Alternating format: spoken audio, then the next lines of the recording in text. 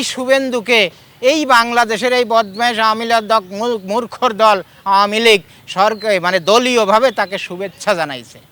এই শুভেন্দুকে শুভেচ্ছা জানায়ে ওই দিনই বাংলাদেশের ২০ কোটি মানুষের হৃদয় থেকে আওয়ামী লীগ নামক দলটাই মুছে গেছে।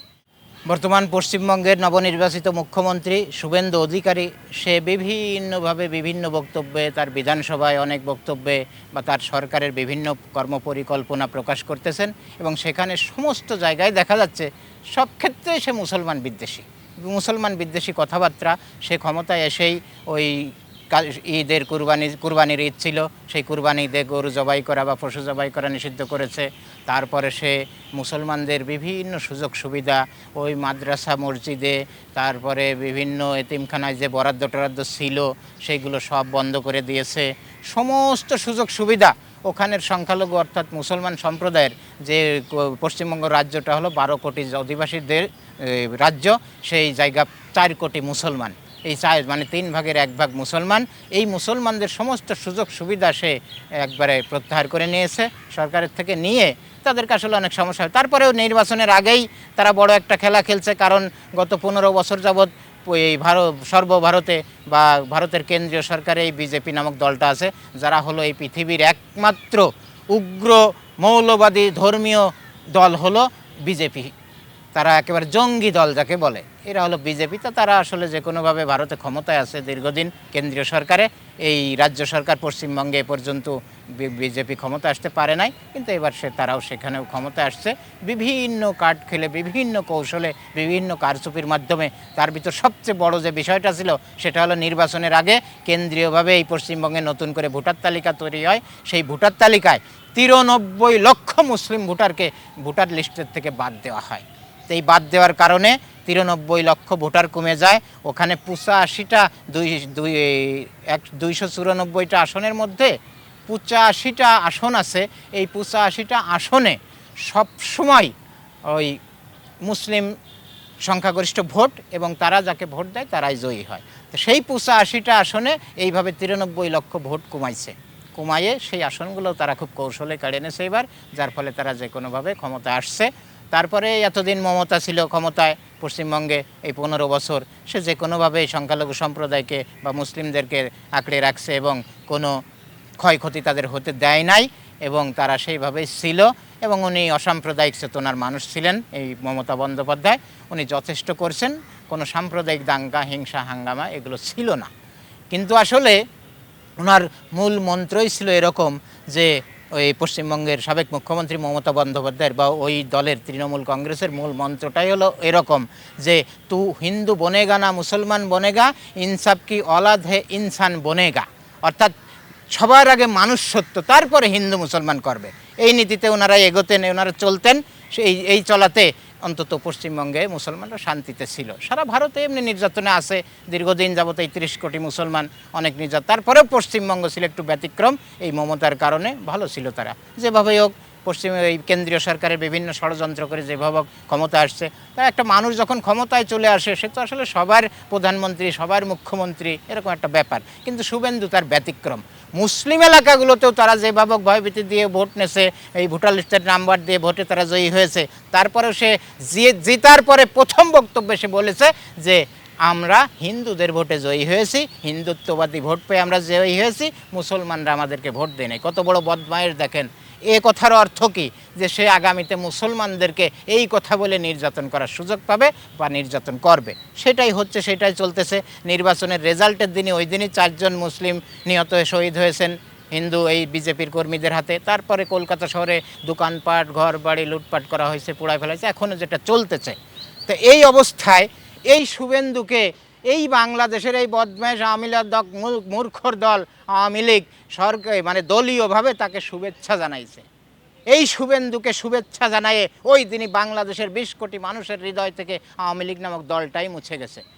রাষ্ট্র টু রাষ্ট্র ওই কেন্দ্রীয় সরকারের নির্বাচন হয়ে, ভারতের রাষ্ট্রের নির্বাচন হয়ে প্রধানমন্ত্রী হয় কেউ শুভেচ্ছা জানালে সেটা আসলে রাষ্ট্রীয় প্রোটোকলে বা একটা দেশের বড় রাজনৈতিক দলের প্রোটোকলে পড়ে। কিন্তু একটা দেশের একটা রাজ্যের মুখ্যমন্ত্রী হয়েছে এই তাই এরা লাফালাফি শুরু করে দেশে শুরু করে মনে হয় যে শুভেন্দু তাদেরকে ক্ষমতায় নিয়ে আসবে। এটা এদেশের মানুষের হৃদয়ে খুব আঘাত পেয়েছে, যার কারণে আওয়ামী লীগের আর অস্তিত্বই বিলীন হয়ে গেছে এদেশ থেকে এই শুভেন্দুকে শুভেচ্ছা জানানোর পরে। যদি আমি একটু ভিন্ন দিকে চলে আসলাম, তো এখন আমার বক্তব্য শুভেন্দুকে আমি বলছি, ভারতের বিজেপিকে বলছি যে আপনারা কোনো মুসলমানকে আর নির্যাতন করবেন না। এই মুসলমানরা ভারতের জন্য যে অবদান রাখে সারা পৃথিবীতে কোনো মুসলিম দেশেও রাখে না মুসলমানরা। তারা যে অবদান ভারতের জন্য রাখে, তারা যে দেশপ্রেমিক। আপনারা সবাইকে নিয়ে অসাম্প্রদায়িক চিন্তা চেতনা নিয়ে চলেন, কারণ ভারত হলো বিভিন্ন জাতি ধর্মের বসবাস, দীর্ঘদিন সেটা বজায় ছিল। এই বিজেপি ক্ষমতা এসে আপনারা শিখদের সাথে দ্বন্দ্ব করতেছেন, মুসলমানদের সাথে দ্বন্দ্ব করতেছেন, কাশ্মীরে মারতেছেন, উত্তরপ্রদেশে গুজরাটে যে নৃশংস ঘটনা ঘটাচ্ছেন, মসজিদে আজান দেয়া নিষেধ করে দিয়েছেন, ওই হিন্দুদের কোনো ধর্মীয় অনুষ্ঠান থাকলে মসজিদকে কালো কাপড় দিয়ে ঢেকে দিতে বলেন, সেটা করা হয় বাধ্যতামূলকভাবে। রোজার সময় ঠিকমতো রোজা পালন করতে দেওয়া হয় না। এই নির্যাতনে আছে দীর্ঘদিন যাবৎ। জানি না আল্লাহ আরও কতদিন এটা মুসলমানদের উপর রাখছেন, এই 30 কোটি মুসলমানদের উপর। আমরা তাদের প্রতি সহানুভূতিশীল।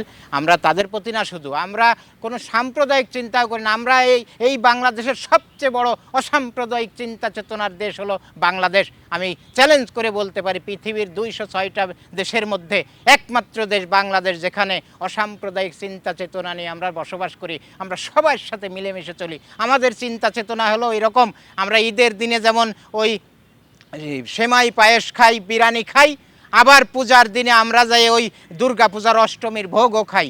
আবার বৌদ্ধদের বৌদ্ধ পূর্ণিমায় যে আমরা তাদের ধর্মীয় অনুষ্ঠানের খাবারও খাই। আবার আমরা যীশু খ্রিস্টের বড়দিনে অনুষ্ঠানে যাই, আমরা খ্রিস্টানদের ওই গির্জার কাছে যাই, তাদের ধর্মীয় অনুষ্ঠানের ওই হাফ কেজি কমলা একটা ফ্রুট কেকও খাই।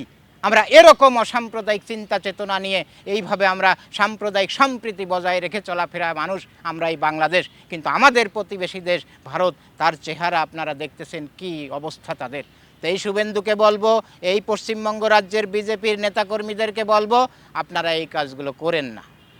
আমাদের অনুভূতিতে আঘাত লাগে, আপনারা এগুলো করেন না। তারা মুসলমানরা হিন্দু না খ্রিস্টান বৌদ্ধ আমরা এটা দেখতে চাই না।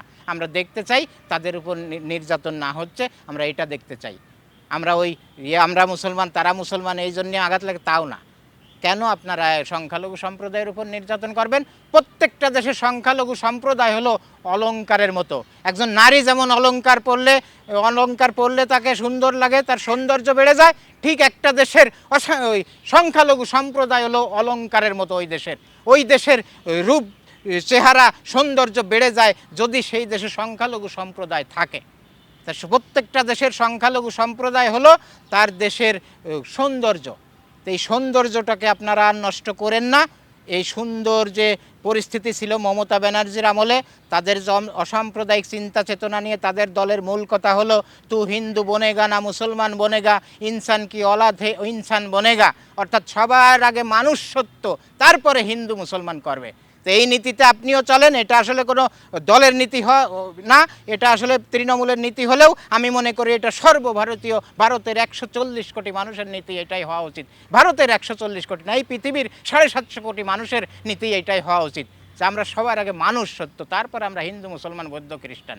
তো এই নীতিতে থাকেন, এই নীতিতে থাকে সবাইকে নিয়ে চলেন।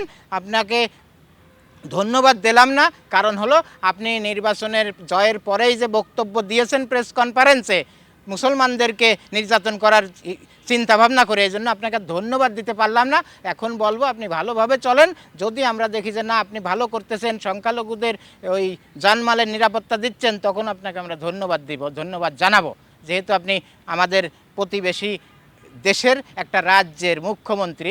আপনাদের সাথে আমাদের দীর্ঘ 2000 কিলোমিটারের বর্ডার আছে। এখন আর যেটা বলতে চাই সেটা হলো আমরা এই নির্যাতন আর দেখতে চাই না, এইভাবে অন্যায় আর দেখতে চাই না। ও দেশের সংখ্যালঘুর সম্প্রদায় যাতে নিশ্চিন্তে ঘুমাতে পারে, স্বস্তির নিঃশ্বাস নিয়ে বসবাস করতে পারে, সেইটা আমরা দেখতে চাই। আর আপনারা যদিও ঠিক ফাজলামি শুরু করেন, আমরা আসলে তখন বসে থাকতে পারবো না। আমরা অবশ্যই আন্তর্জাতিক সম্প্রদায়কে সাথে নিয়ে আপনাদের ওই নির্যাতনের বিরুদ্ধে যা করার আমরা সেটাই করব।